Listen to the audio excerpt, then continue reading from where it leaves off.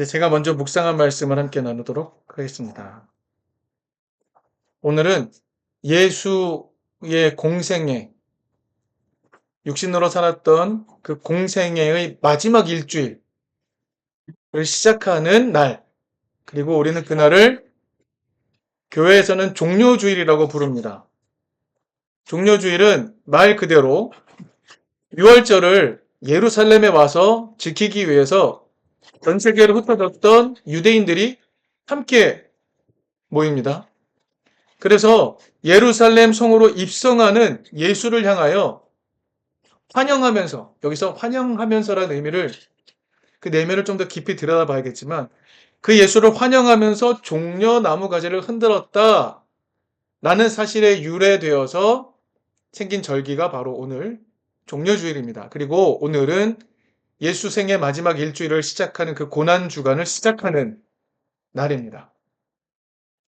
예수 생의 마지막 일주일이 그렇게 시작이 됩니다. 오늘은 예수께서 자신의 마지막 일주일을 시작하면서 살아가셨던 그 모습을 살펴보면서 예수께서 자신에게 죽음을 선고할 수 있는 두 주체에 대해 어떻게 저항하셨는지를 확인해 보려고 합니다. 우리는 물론 예수께서 부활하셨다는 것을 알고 있습니다. 그래서 우리는 예수께서 왜 죽으셨는지 헤아리는 것에서 멈추지 않을 것입니다. 그리고 다음 주에 우리는 부활의 의미를 다시 한번 나누게 될 것입니다. 그런데 그 부활에 가기에 앞서서 우리는 예수 생의 마지막 일주일을 차근차근 살펴볼 필요가 있습니다. 왜냐하면 예수의 진짜 의도를 확인할 수 있기 때문입니다. 예수가 자기의 삶을 정리하면서 자기가 어떤 삶을 살았는지, 그리고 자기 삶의 의미가 무엇인지 마지막 일주일 동안 강렬하게 보여주셨기 때문에 그렇습니다. 그래서 우리는 예수 생의 마지막 일주일을 살펴보려고 합니다. 오늘 본문이 보여주고 있는 모습, 예루살렘 성전에 입성하는 모습입니다. 2000년 전 오늘은요, 유대인들의 절기 유월절이 시작되는 날입니다. 유월절은 하루가 아니고요, 기간입니다. 그래서 오늘은 유월절을 시작하는 날입니다. 유월절이 어떤 날인지, 유대인에게 어떤 의미인지 우리가 살펴본 적이 있습니다. 유대인에게 유월절은 우리에게 광복절과 같은 날입니다. 왜냐하면 오래전 이집트에서 해방했던 것을 기념하는 날이기 때문에 그렇습니다. 하나님께서 베푸신 놀라운 기적을 통하여 이스라엘 민족이 이집트로부터 해방된 것을 기념한 날이 유월절이기 때문에 그렇습니다. 그러면 그 민족적 정서가 예수 당시에도 그대로 존재했겠죠. 그래서 당시에 로마로부터의 독립을 강렬하게 기다리는 날이 유월절입니다. 당시 유대를 지배하던 로마는 그 사실을 몰랐을까요? 그럴 리가 없습니다. 그래서 이 유월절이 시작하는 날, 로마는 유대인들의 이 민족적 분위기를 완벽하게 깨기 위해서 퍼포먼스를 했습니다. 로마 총독인 빌라도가 예루살렘 성 동쪽에 있는 헤롯의 기지를 자신의 것 삼아서 사용했거든요. 그 동쪽으로 엄청난 힘을 가진 군마를 사용하는 기병대와 보병을 데리고 입성을 합니다. 무엇을 의미할까요? 유월절 분위기 아무리 띄워보거라, 우리가 다 제압할 수 있다라는 것을 보여주기 위한 퍼포먼스인 겁니다. 유대인들의 사기를 꺾어놓는 퍼포먼스죠. 그런데 이에 대항하기 위해서 예수는 굳이 퍼포먼스를 합니다.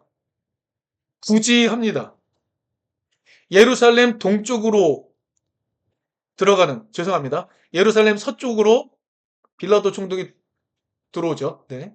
그러면 예루살렘 동쪽으로 예수께서 나귀를 타고 입성을 하는 겁니다. 근데 예수의 입성 장면을 오늘 성경은 알려주고 있습니다. 어떤 모습으로 입성하고 계신가요? 누군가의 자비에 기대어 빌려온 나귀를 타고 입성을 합니다. 이 행진 자체는 무엇을 보여주고 있습니까? 유대를 압제하고 있는 로마에 대항하여 진정한 평화의 방식으로 저항하는 모습을 보여주는 것입니다. 그렇게 예수의 마지막 생애 일주일에 6월절 첫날이 시작이 됩니다. 그 다음날 어떤 사건이 벌어지나요?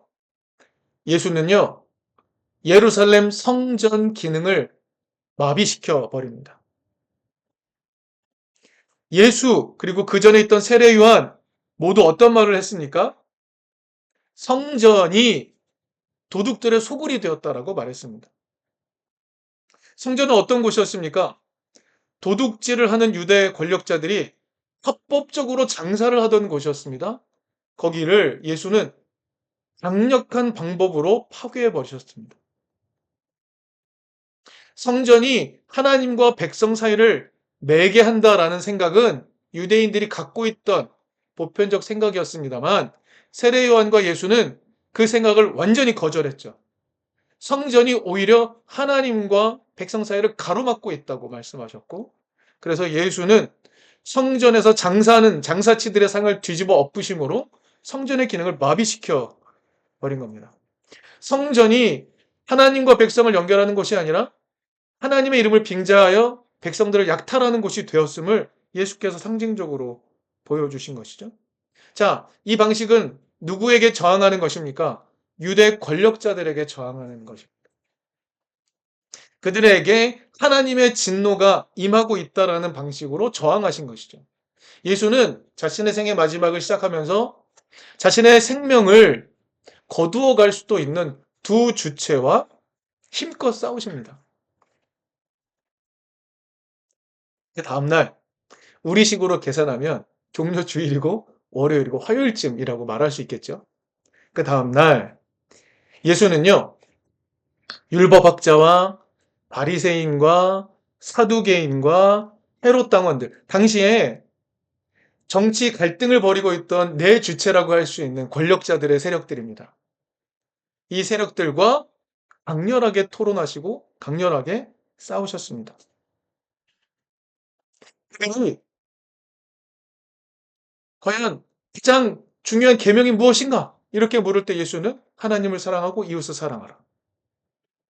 이렇게 말씀하시는 것. 동전에 이 동전을 갖고 가이사에게 바쳐야 됩니까? 하나님께 바쳐야 됩니까? 라고 할 때 가이사의 것은 가이사에게, 하나님의 것은 하나님에게 바쳐라. 이런 논쟁들을 하시죠. 그리고 그날의 가장 상징적인 사건 하나를 해설해 주십니다. 성전에서 어떤 일이 벌어졌습니다. 한 여인이 자신의 모든 소유인 두 렙돈, 성경은 그걸 한 고데란트라고 부르고요.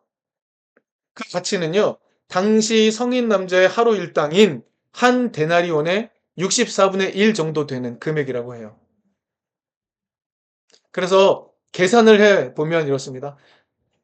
통상 쉽게 남성의 하루 일당을 10만 원이라고 치면 대체로 1,500원 정도 되는 겁니다. 이게 자기 재산의 전부인 과부가 이 동전을 가지고 성전으로 가서 성전 헌금함에다가 던져버립니다. 예수는 이것에 대해 이렇게 말씀하시죠. 이 여인이 자기 생활비 전부를 넣었으니 가장 많은 헌금을 했다라고 하십니다. 이 말은 칭찬일까요? 그 여인에 대한 칭찬일까요? 그렇지 않습니다. 왜냐하면 과부는 율법 안에서 완벽하게 보호되어야 하는 존재입니다. 그런데 오히려 그 여인이 자신의 가진 것을 전부 헌금함에 다 던져 넣습니다. 이 행동은 무엇이었을까요? 자신과 같은 사람, 연약한 약자를 돌보지 않는 권력자들의 행동을 고발하는 정말 강력한 시위 아니었겠습니까? 예수는 그것에 대해 칭찬하셨던 것이죠. 이날 예수는요, 유대 권력자들이 가지고 있던 허위의식, 잘못된 신앙적 태도, 잘못된 신학들을 다 깨부숴 버리시는 것입니다. 예수는 계속해서 자신에게 죽음을 선고할 수 있는 두 주체에 대하여 저항하시고 대항하셨습니다. 예수는 그 두 주체들이 하나님 놀이를 하고 있다라고 신랄하게 비판하셨습니다. 그들은 어떤 신을 섬기고 있었던 것일까요? 그들이 추앙하는 신은 군림하는 신, 압도하는 신이었습니다. 그런데 그런 신을 섬기는 자들은 어리석은 집단이라고 예수는 계속해서 말씀하고 계신 것입니다. 두 주체, 유대 권력자들, 로마 권력, 이 두 주체는 하나님을 대리하는 자들이 아니다라는 것을 보여주는 것이 예수의 핵심이었습니다. 그 다음 날과 그 다음 날. 우리식으로 따지면 수요일과 목요일 정도 되겠습니다.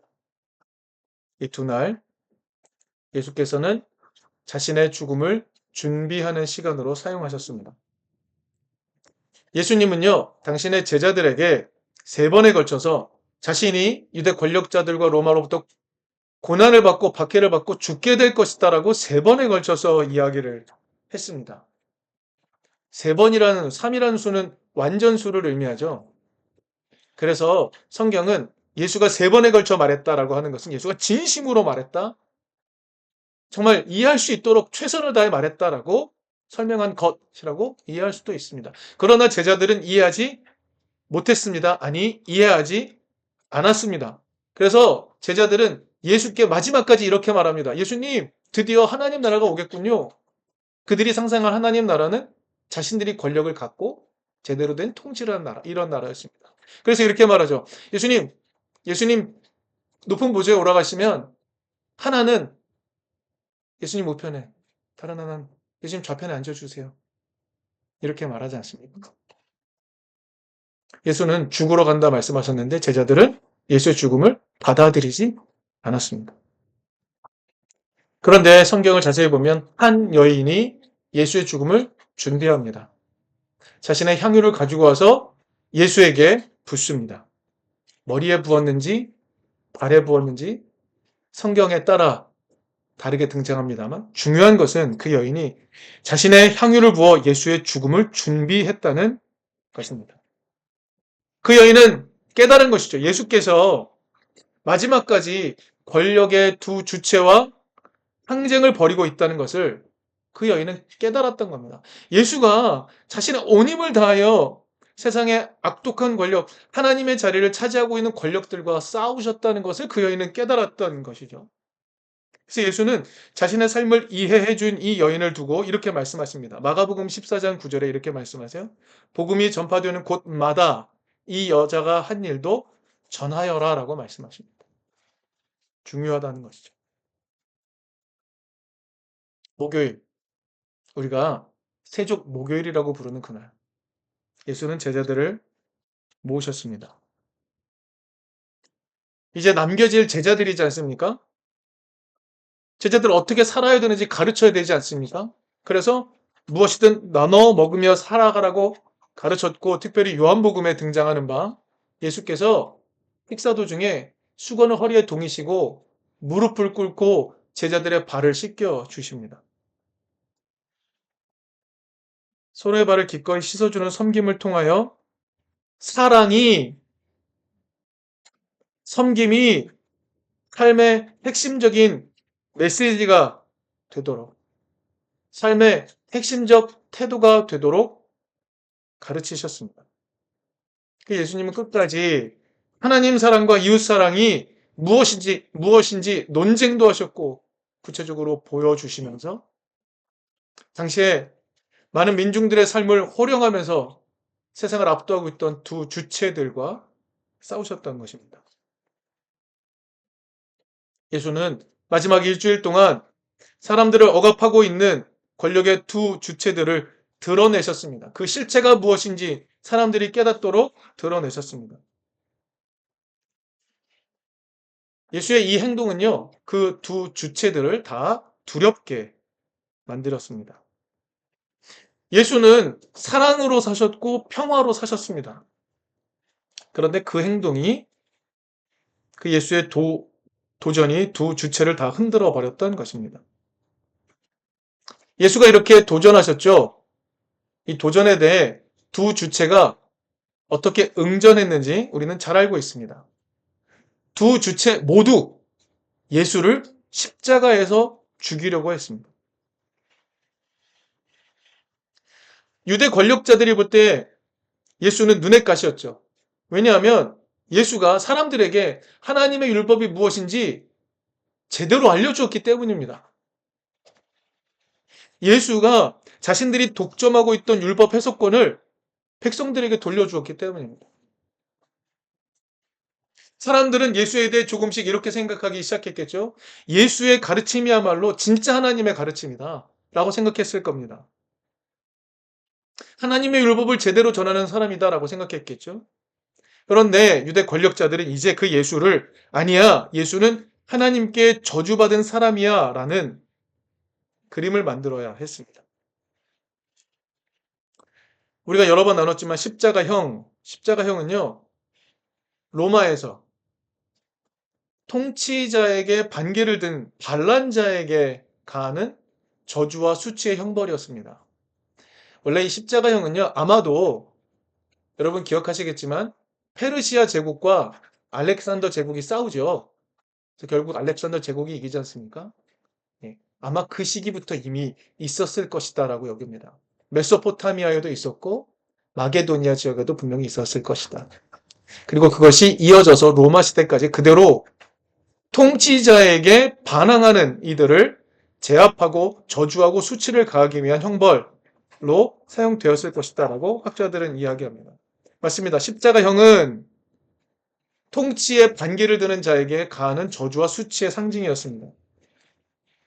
십자가 형벌에 예수가 당하신 그 십자가 형벌의 모습을 우리가 잠시 돌아보겠습니다. 공개적 장소에서 이 형벌을 가합니다. 그리고 모든 걸치고 있는 것을 제거하여서 몸을 드러내도록 하여서 수치스럽게 만들어 버립니다. 십자가형은 참수를 하거나 빠른 신속하게 죽음으로 이르게 하는 형벌이 아닙니다. 매달아서 숨이 막혀서 죽게 만드는 것이 십자가형의 목적입니다. 오랜 기간 공개하고 오랜 기간 수치를 가하는 것입니다. 그렇게 해서 숨이 막혀 죽게 되면 그 시신은 어떻게 처리할까요? 시신은 매장하지 않습니다. 들판에 갖다 버립니다. 그래서 개들과 새들의 먹이가 되게 하는 것입니다. 철저하게 저주와 철저하게 수치를 가하는 형벌이 십자가형이라는 것입니다. 그래서 유대 권력자들은 신명기 21장 23절에서 이렇게 이미 말했겠죠. 나무에 달린 사람은 하나님께 저주받은 사람. 이라는 생각을 갖고 있었을 겁니다. 그런데 그 이미지를 예수에게 가해야 되는 것이죠. 예수가 바로 나무에 달려 죽은 사람이다. 그러므로 예수의 해석은 옳은 해석이 될 수 없다. 이게 유대 권력자들이 예수에게 가했던 형벌이었습니다. 예수를 하나님의 사랑의 아이콘이 아니라 저주의 아이콘으로 만들어버리는 것이죠. 이런 정치적 술수가 정말 고수 아닙니까? 그들의 내러티브 안에서 한 사람을 하나님의 사랑의 상징이 아니라 저주의 상징으로 바꿔버리는 것. 여러분, 오늘도 우리는 이것을 경험합니다. 같은 성서를 읽지만 악인을 의인으로 만들고 의인을 악인으로 얼마든지 만들 수 있지 않습니까? 하나님의 뜻을 외면한 채로 왜곡한 채로 얼마든지 일어날 수 있는 이 일을 하는 겁니다. 두 주체 중에 하나 로마는 어떻게 했을까요? 여러분, 종려주일이 시작되는 6월절 첫날에 자신들은 서쪽에서 강력한 힘을 가지고 입성할 때 예수가 동쪽에서 조그마한 나귀를 타고 입성하는 것이 두려운 일이었겠습니까? 그럴 리 없죠. 얼마든지 힘으로 제압할 수 있는데. 종려주일의 예수는 사실 로마에게는 큰 저항이 아니었을 수 있습니다. 하지만 로마는 조그만 반란조차도 허용하지 않기로 결정한 것입니다. 당시 로마가 유대에 파견한 총독이 빌라도였지 않습니까? 그 빌라도는 유대 권력자들이 자기에게 보낸 예수를 신문합니다. 그러고 이렇게 묻죠. 당신이 유대인의 왕이요? 라고 묻습니다. 너 유대인의 왕이냐? 라고 묻습니다. 여러분, 이것이 유대 권력자들이 빌라도에게 예수에 대해 고소했던 고소 내용인가요? 유대 권력자들이 예수를 빌라도에게 보내면서 예수의 죄목은 이렇습니다. 라고 했던 죄목인가요? 그렇지 않습니다.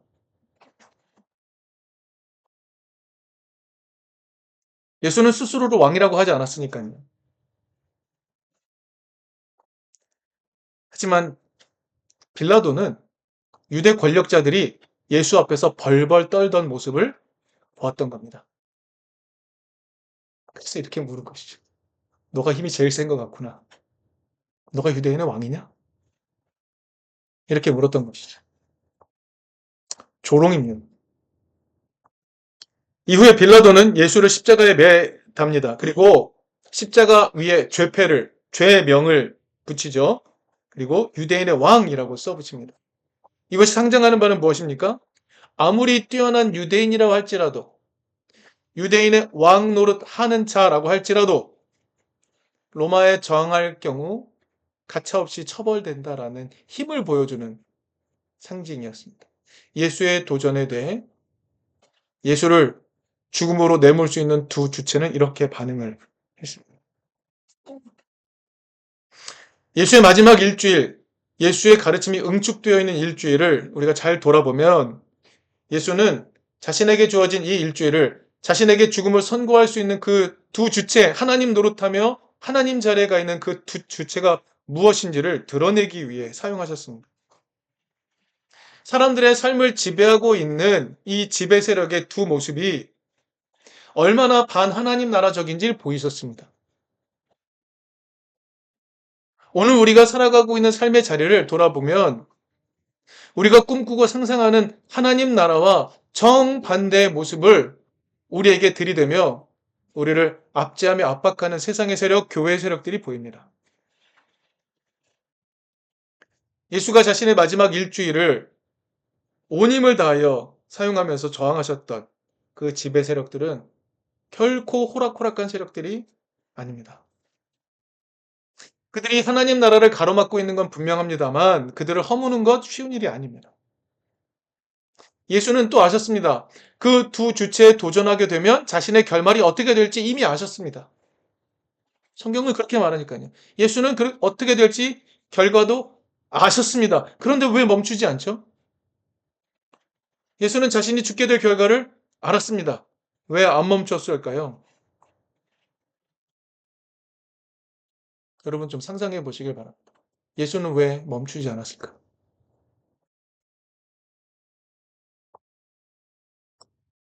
예수는 아름다운 하나님 나라가 반드시 올 것이다라고 믿었기 때문 아니겠습니까? 자신이 신뢰하는 것에 대해 투신한 것 아니겠습니까? 자신의 갖고 있는 하나님 나라의 모습을 기대하며 자신의 삶을 내어 던진 것 아니겠습니까? 예수는 반드시 하나님 나라가 오리라 믿었던 분 아니겠습니까? 그런데 지금 때 오지 않을 수 있죠. 자신이 부딪혔던 그 두 주체가 자기를 공격하고 자기를 죽음을 내몰 것 이미 아셨지 않습니까? 자신의 때에 오지 않을 수도 있다는 것을 그분은 아셨습니다. 하지만 언젠가 그리고 그 누군가가 다시 하나님 나라를 누릴 수 있도록 하기 위해 자신을 내어준 것, 그것이 예수생의 마지막 일주일의 모습이었습니다. 고난주간이 시작이 되었습니다. 어찌 보면 우리가 1년을 교회력, 절기 안에서 살아가지만 이 일주일이 가장 힘든 주간일 수 있습니다. 하지만 이 시기를 지나서 우리는 다음 주에 부활을 맞이하게 될 것입니다. 부활이 어떤 의미인지를 우리가 좀 더 기대하는 마음으로 이 고난주간 예수께서 싸우셨던 그 두 주체는 무엇이며 우리는 어떻게 오늘 우리 시대에 하나님 노릇하는 이들과 싸워야 될지를 이렇게 고민해 볼 수 있는 그런 시간들을 보낼 수 있기를 바랍니다.